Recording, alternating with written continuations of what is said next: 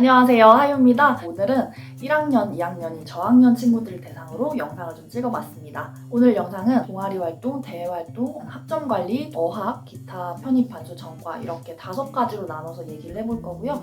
Q&A 형식으로 진행해 볼게요. 아무래도 취업에 포커스가 되어 있다는 걸 같이 참고해 주시면 감사하겠습니다.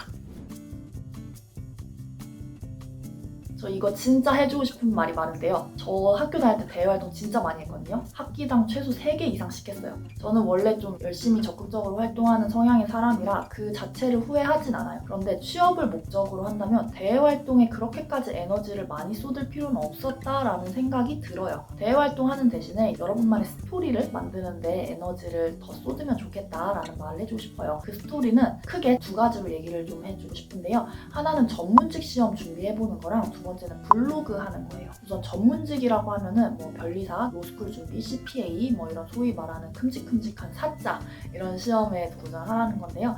짜잘한 자격증 따는 것보다는 이 전문직 시험을 차라리 먼저 저학년 때 해보라고 얘기를 해주고 싶어요. 예를 들어서 여러분이 무역 쪽에 관심이 있다 하면 무역영어나 물류관리사 이런 거 따는 것도 물론 좋지만 저학년 때 관세사 시험을 한번 준비를 해보시면 좋겠어요. 왜냐면 여러분이 합격을 못해도 일단 이렇게 큰 시험을 준비를 해보면 상대적으로 난이도가 덜한 자격증을 딸 때 좀 더 쉬워지고요. 그리고 이런 큰 시험을 1차라도 합격을 하면 그 분야 취업 준비를 할 때 어필이 많이 돼요. 회계팀 지원할 때 뭐 CPA 1차 합격은 해봤다. 아니면 인사팀 지원할 때 노무사 1차 시험 통과한 경험이 있다. 이런 식으로 어필이 많이 됩니다. 고시낭인이 되라는 얘기가 아니에요. 6개월 정도라도 각 잡고 한 번은 제대로 준비를 해보시면 좋겠어요. 그러다가 뭐 시험에 대해서 자신감이 좀 생기면 계속 시험 준비할 수도 있는 거고요. 물론 저는 그런 시험 준비할 생각이 없는데요 라고 말하는 친구들도 있겠죠. 그렇다면 저는 앞에서 말한 짜잘한 대외 활동들 대신에 여러분에 대해서 꾸준히 기록을 좀 해보라는, 아카이빙을 해보라는 얘기를 해주고 싶어요. 그래서 추천하는 게 블로그예요. 블로그에다가 여러분의 뭐 생각이든 하루 일상이든 이런 여러분만의 글을 꾸준히 올리면 그 활용도가 되게 높아요. 다른 대외 활동 지원할 때도 뭐 요새는 블로그 활동하는 사람들을 굉장히 우대하기 때문에 좀 더 퀄리티 높은 대외 활동에 뽑힐 확률이 높아지고요. 나중에 여러분이 취준생이 돼서 자소서를 쓸 때도 스토리텔링을 할 때 도움이 됩니다. 그 블로그 꾸준히 했던 경험 자체를 활용해 볼 수가 있는 거예요. 예를 들어서 블로그에다가 내가 소소하게 뭘 먹었는지 먹은 걸 계속 쭉 올렸다. 그럼 나중에 B2C 업계 지원할 때 평소에 저는 식품업계 뭐 아니면 소비재 쪽에 관심이 많아서 이걸 주제로 꾸준히 1년 이상 블로그에 글을 올렸습니다. 뭐 이런 식으로 스토리텔링을 할 수도 있고요. 아니면 뭐 글 쓰는 것 그 자체를 주제로 스토리텔링을 또 해볼 수도 있고요. 마케팅 직무랑 연관을 시켜서 스토리텔링을 해볼 수도 있습니다. 결국에는 온라인 마케팅이랑 블로그 하는 거랑 연결이 되어 있으니까요. 취준생 돼서 그때부터 블로그 갑자기 하면은 힘들어요. 미리미리 해두시는 게 좋고요. 다른 대외 활동들은 지원을 하고 합격을 해야 그 활동을 할 수 있는 건데 블로그는 그냥 여러분이 아이디 만들어서 꾸준히 올리기만 하면 되는 거기 때문에 할 수 있습니다. 오늘은 취업 얘기하는 거니까 체험단 얘기까지는 안 할게요.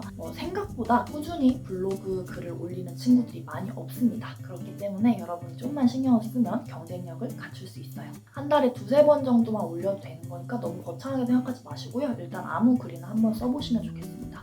짜잘한 대외 활동 여러 개 하는 것보다 블로그 하나 제대로 만들어 놓는 게 훨씬 더 효과적입니다.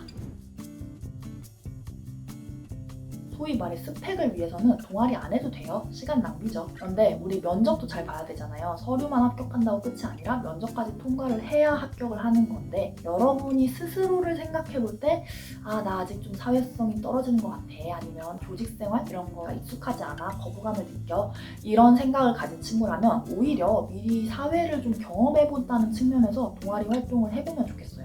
조직에 대한 면역력이라고 해야 될까요? 이런 게 없으면 나중에 사회에 나가서 그걸 다시 부딪혀서 경험하고 체득을 해야 되는 거잖아요. 그런데 그때는 여러분의 밥벌이랑 상관이 있는 거기 때문에 뭔가 잘못되면 상황이 굉장히 심각해집니다. 그냥 학생 때 별로 잃을 게 없을 때 그런 조직 내에서 경험해보는 게 나아요. 만약에 여러분이 동아리 들어가서 인간관계를 망쳤다거나 아니면 나랑 안 맞는 그런 동아리에 들어갔다 하면은 그냥 나와버리세요. 리셋하시면 됩니다. 그래서 결론은 여러분이 사회성이 좋고 나는 굳이 필요 없을 것 같아 라고 생각하면 동아리 활동 안 하셔도 됩니다. 그런데 조직에 있는데 모습이 아직 어색하고 사회성이 좀 아직 떨어지는 것 같아 키우고 싶어 라고 생각을 하면 동아리 활동 어떤 조직이든 들어가 보시는 게 좋아요.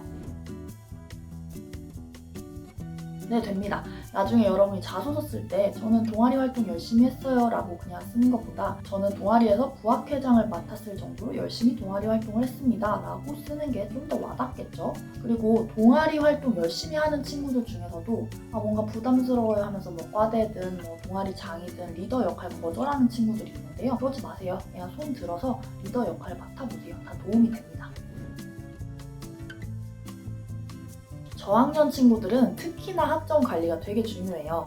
토익 점수 따고 자격증 따고 이런 거는 졸업을 하고 나서도 할 수 있는데 학점은 졸업하고 나면 어떻게 바꿀 수가 없잖아요. 학점은 고고익선입니다. 높을수록 좋고 최소 3.5 이상 맞춰주세요. 물론 학점 낮은 졸업생 친구들은 저랑 만나서 전략 짜면 되지만 굳이 저학년 친구들한테 학점이 안 중요하다는 얘기를 하고 싶진 않아요.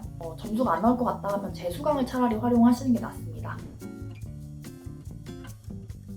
취업할 때 장학금 많이 받았다 이런 것도 어필할 수가 있거든요. 그런데 학점을 잘 받는 거랑 장학금 잘 받는 거랑 좀 다른 얘기인 것 같아서 얘기를 해보려고 해요. 물론 뭐 아예 학점이 낮으면 모르겠지만 성적이 좀 아슬아슬한 친구들 있잖아요. 이런 친구들은 장학금 선정 기준들을 좀 살펴보고 전략을 짜보시면 좋겠어요. 이거는 저의 사례이기도 한데요. 전공이 또 법학이었기 때문에 제가 아무리 공부를 열심히 한다고 해도 그 사시 준비하는 막강한 고시생들이 있기 때문에 그들의 내공을 이길 수는 없더라고요. 그런데 또 장학금을 받고 싶잖아요. 그래서 저는 장학금 선정 기준표를 쭉 먼저 살펴보고 그 후에 영어 전공 강의들을 일부러 많이 수강을 해서 들었습니다. 왜냐면 그때는 저희 학과에서 영어 강의를 많이 들으면 장학금 선정을 할 때 영어 강의에 대해서 가산점을 좀 더 줬거든요. 그리고 한국어 강의는 A를 전체 수강 인원의 30%까지만 줄 수 있었는데 영어 강의 같은 경우에는 그런 퍼센트 제한이 없었어요. 그래서 점수 잘 주는 교수님들 영어 강의에서 A 많이 주셨거든요. 장학금 받기 애매했던 제 성적으로 장학금을 제가 총 4번을 받았는데 이런 전략 덕분이라고 생각을 해요. 그리고 요새 국가 장학금 위주로 많이 주긴 하는데 직장 외에도 향토 장학금 아니면 뭐 어디서 주는 재단 장학금 이런 거 찾아보면 장학금 종류가 생각보다 많아요. 이런 거 찾는 거는 학교 홈페이지 공지에서 찾아보시는 게 제일 빠른 방법이니까 여러분도 일주일에 최소 2-3번 정도는 학교 공지를 좀 많이 보시면 좋겠습니다. 저는 취업 컨설턴트로서 답변을 드릴게요. 듣지 마세요. 학점도 잘 받을 수 있고 남는 것도 많은 그런 수업 찾아 들으시는 게 낫습니다. 배움에 대한 열망 이런 건 되게 좋아요. 그런데 그 배움도 여러분이 책이나 뭐 유튜브나 아니면 K무크 이런 사이트 아시죠? 이런 사이트 통해서 배워도 되는 거거든요. 취업할 때 학점 중요합니다, 여러분.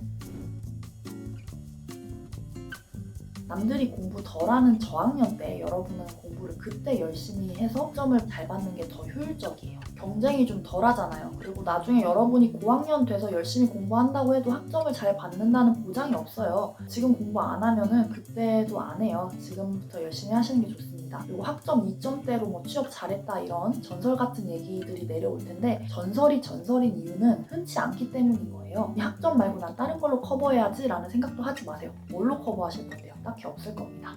열심히 학점 관리하세요.